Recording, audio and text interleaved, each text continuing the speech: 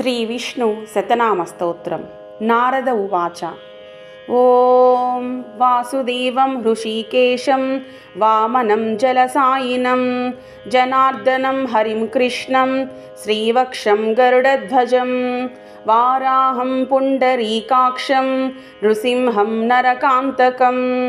अव्यक्तं शाश्वतं विष्णुमनन्तम् अजमव्ययम्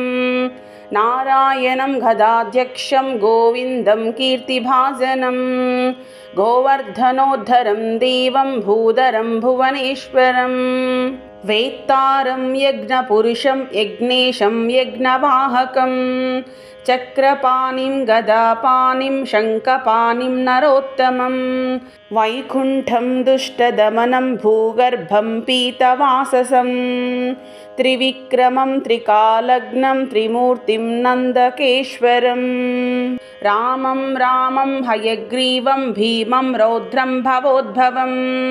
श्रीपतिं श्रीधरं श्रीशं मङ्गलं मङ्गलायुधं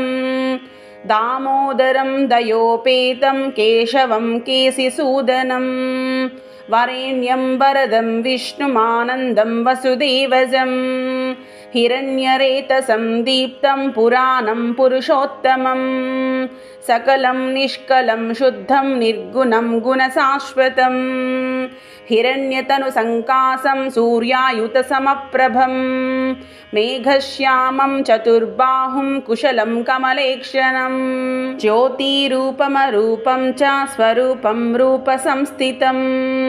सर्वज्ञं सर्वरूपस्थं सर्वेशं सर्वतोमुखं ज्ञानं कूटस्थमचलं ज्ञानदं परमं प्रभुं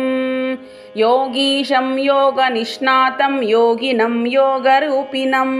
ईश्वरं सर्वभूतानां वन्दे भूतमयं प्रभुम् इति नामशतं दिव्यं वैष्णवं खलु पापहं